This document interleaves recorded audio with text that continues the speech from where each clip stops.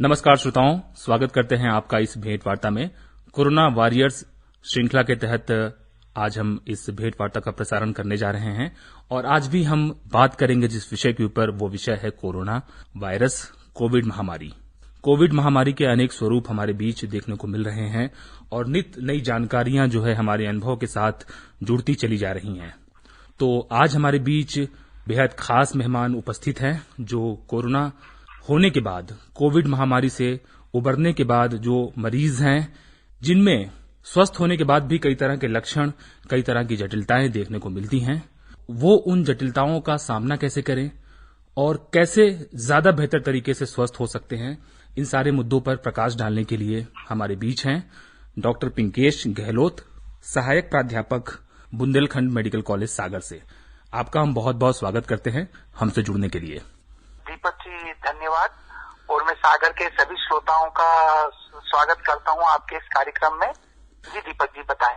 जी doctor Pinkesh जी, जैसा कि हमने पहले ही कहा कि कोरोना की ये जो दूसरी लहर देखने को आ रही है, इसमें कई ऐसे मरीज हैं जो स्वस्थ हो जा रहे हैं, लेकिन स्वस्थ होने के कई दिनों के बाद तक, कई सप्ताह के बाद तक उनमें अलग अलग तरह के लक्षण, अलग अलग तरह की जटिलताएं देखने में आ रही हैं।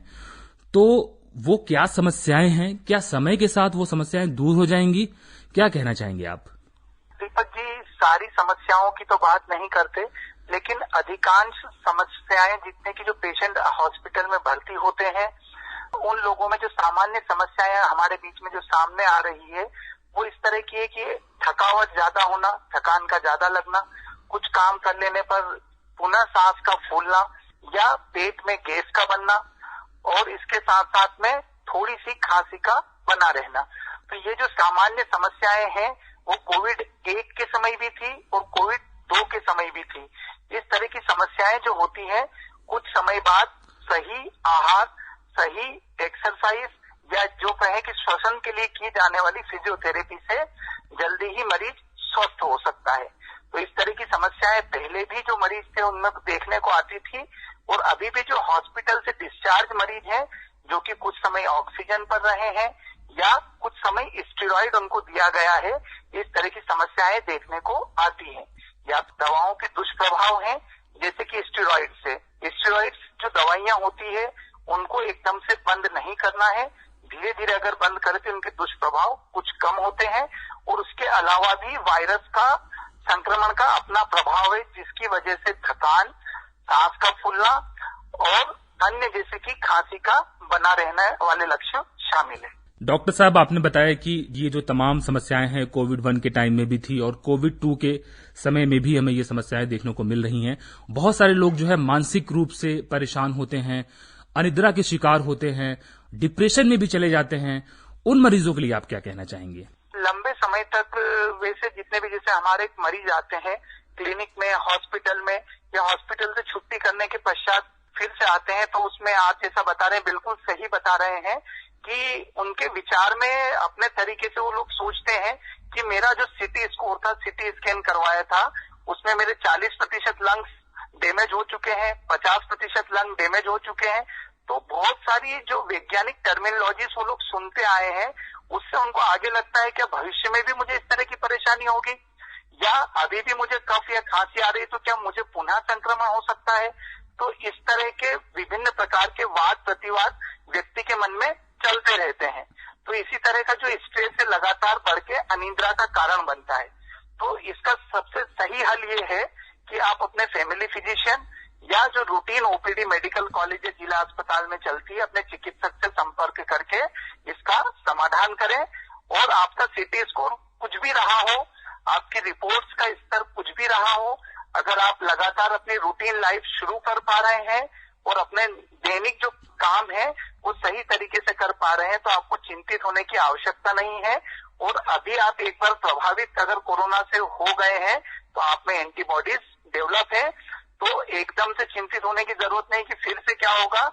आप एक जंग को जीत चुके हैं। अपने आत्मविश्वास को, अपने आत्मबल को बनाए रखें और प्रयास करें कि अच्छा आहार, अच्छा व्यवहार और अच्छा विचार इस तरह से रखकर अपनी मानसिक संतुलन को भी बनाए रखें, क्योंकि मानसिक संतुलन भविष्य में भी अपने स्वास्थ्य के लिए अति आवश्यक है। जी, मानसिक संतुलन अति आवश्यक है। आहार, व्यवहार और विचार, ये 3 चीजें आपने बताई, बहुत महत्वपूर्ण है ये तीनों चीजें। सबसे बड़ी बात यह है कि आप कोरोना की जंग जीत चुके हैं, तो पहले आपके साथ क्या हुआ, उस समय की रिपोर्ट, उस समय की सीटी स्कोर को सोच करके भयभीत होने की जरूरत नहीं है। जिंदगी में हमेशा आगे देख लिया, ऐसा आपका कहना है। और निश्चित रूप से जब आप मानसिक रूप से संतुलित रहेंगे तो बहुत सारी समस्याएं खुद ब खुद हल हो जाएंगी। डॉक्टर साहब, ये तो सामान्य समस्याओं की बात हमने की, चर्चा की।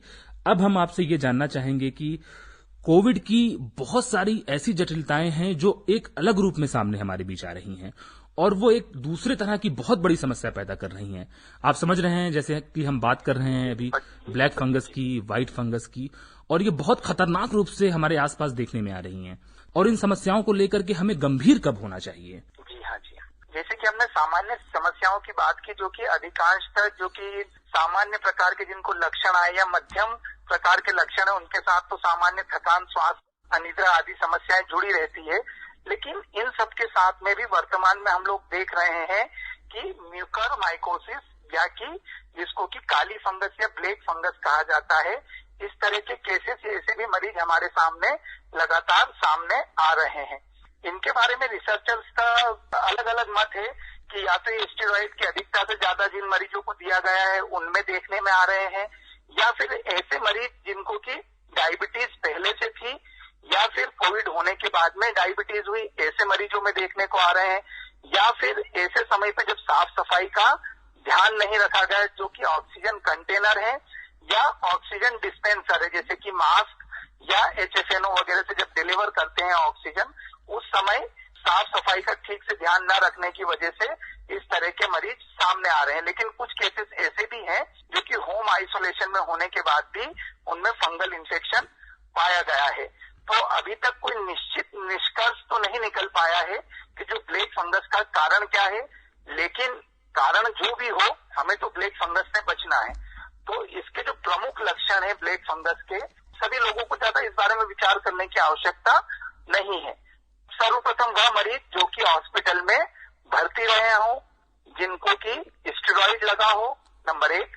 नंबर 2, पुरानी जो बीमारियों से ग्रसित है, जैसे कि किडनी की बीमारियां, शुगर, ऐसे मरीज, या नंबर 3, जिनको कि किसी भी तरह से गंभीर अवस्था तक कोरोना में वो पहुंचे हैं। घर में रहने वाले जिनको कि कोरोना नहीं हुआ है, या ऐसे मरीज जो कि साधारण लक्षणों के साथ ठीक हो गए हैं, उनको अपने लक्षणों को बढ़ा चढ़ाकर समझने की आवश्यकता नहीं। कुछ लक्षण मैं बताता हूं जो कि ब्लैक फंगस के हमारे साथ वाले विशेषज्ञ भी बताते रहे हैं कि अपने आंख के नीचे जो गाल होते हैं वहां पर ज्यादा दर्द का होना, नंबर 1।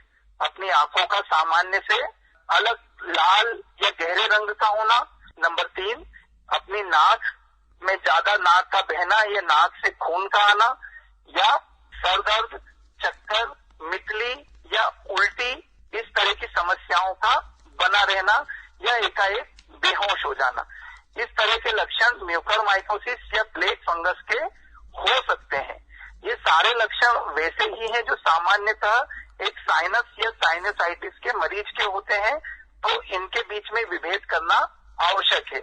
इसलिए हम कह रहे हैं कि ऐसे मरीज ही ज्यादा इन चीजों पर गौर दें और इस बात को गंभीरता से लें जो या तो लंबे समय अस्पताल में भर्ती रहे हो, उनको स्टेरॉइड चला हो, ऑक्सीजन थेरेपी दी गई हो, या वो इम्यूनो कॉम्प्रोमाइज जिनका कि इम्यून सिस्टम कमजोर है, जैसे कि किडनी के रोगी, कैंसर के रोगी या डायबिटीज के रोगी, ऐसे मरीज जिनको कि इस प्रकार के लक्षण हैं, उसमें म्यूकरमाइकोसिस होने की संभावना ज्यादा बनी रहती है और ऐसे लोगों को अत्यधिक सावधानी बरतने की आवश्यकता है।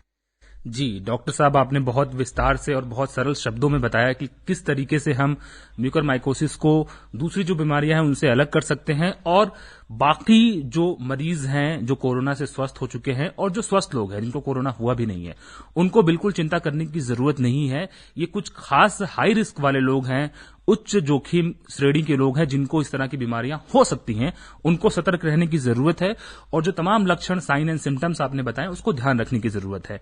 डॉक्टर साहब, हम आपसे अब आगे जानना चाहेंगे कि ब्लैक फंगस या काली फफूंदी जो होती है वो हमारे एनवायरनमेंट में, हमारे पर्यावरण में बहुत पहले से मौजूद है।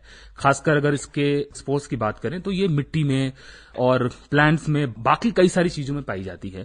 तो जो कोरोना से स्वस्थ हुए मरीज हैं, क्या उनको आप सलाह देंगे कि वो स्वस्थ होने के बाद अगर उनको कमजोरी नहीं है तो वो घर के दीगर जो काम है उसमें लग जाएं या बागवानी करने लगें, या इस तरह का जो उनका शौक है, क्या उसकी तरफ उनको अभी तुरंत जाना चाहिए या अभी इस समय को उनको अवॉइड करना चाहिए, बचना चाहिए?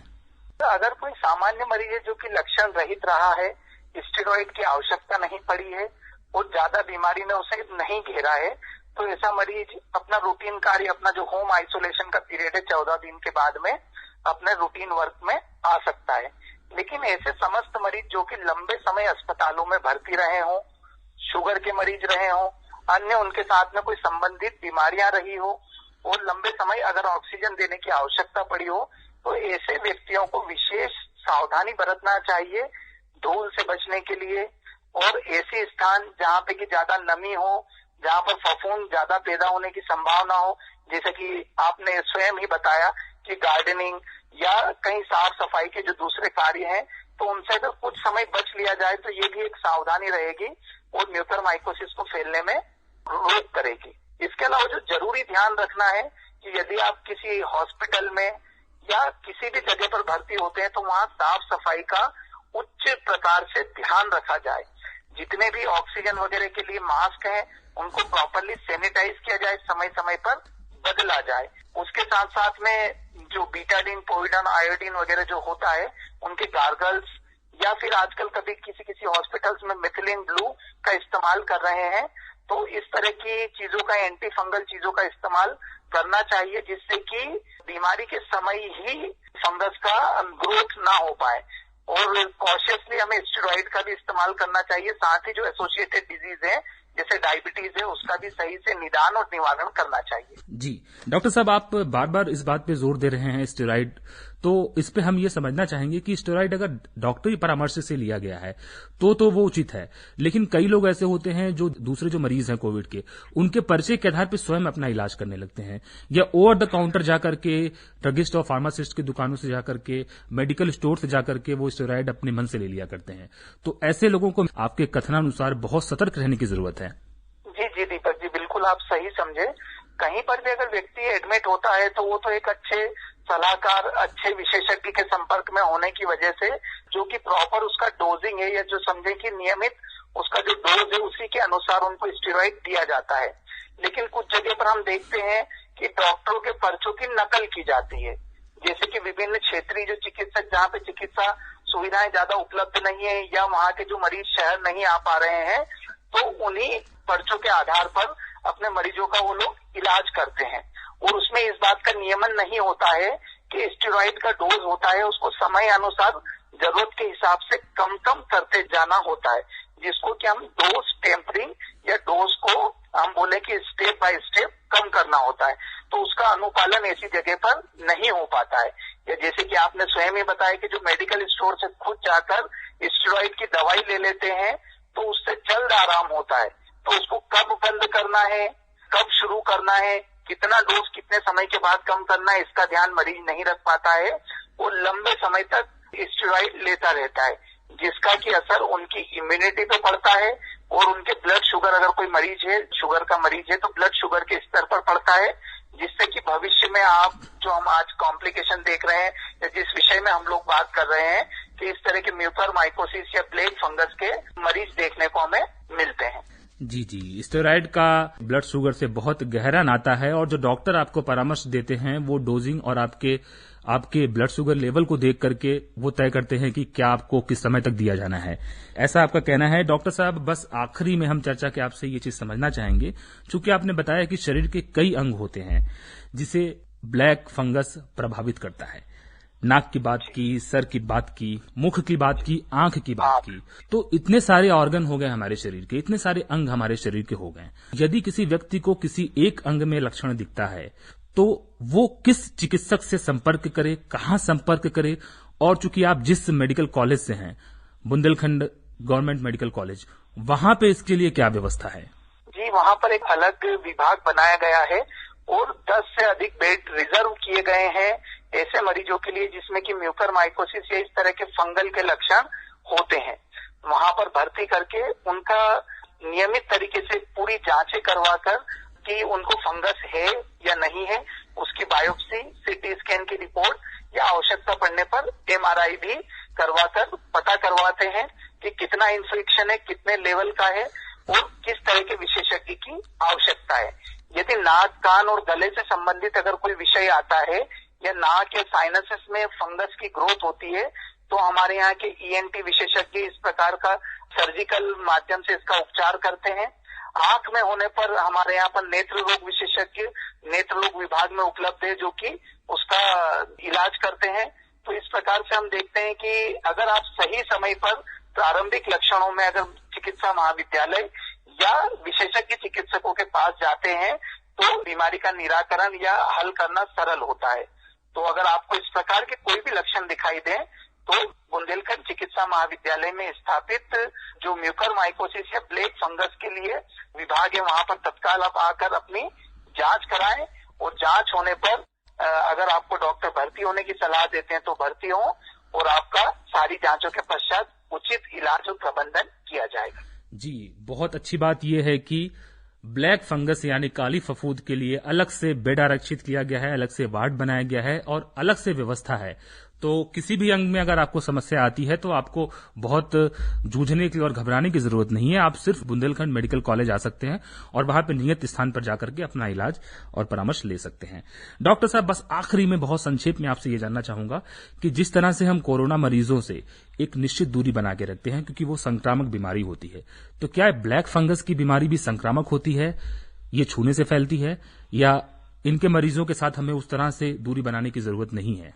दीपक जी, जैसे कि आपसे जो हम वार्तालाप कर रहे हैं इसी में एक बात निकल के आई थी कि ब्लैक फंगस हमारे घर में सामान्यतः हर जगह, हर कोनों, बाथरूम, टॉयलेट, साफ सफाई, गार्डन, किचन सभी जगह पर होती है।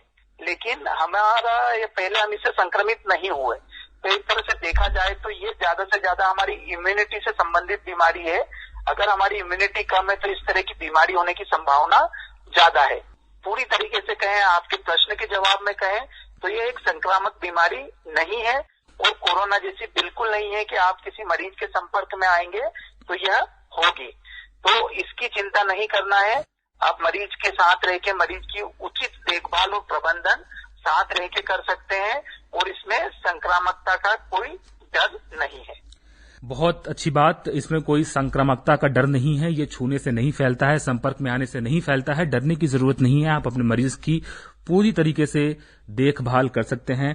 कोविड के बाद होने वाली तमाम जो जटिलताएं होती हैं और खासकर ब्लैक फंगस के ऊपर आपने बहुत विस्तार से हमारे श्रोताओं से जानकारी साझा की, उनको जागरूक किया। आपका बहुत बहुत शुक्रिया। डॉक्टर पिंकेश गहलोत, सहायक प्राध्यापक बुंदेलखंड मेडिकल कॉलेज सागर से हमारे साथ आप जुड़े, आपका बहुत बहुत शुक्रिया।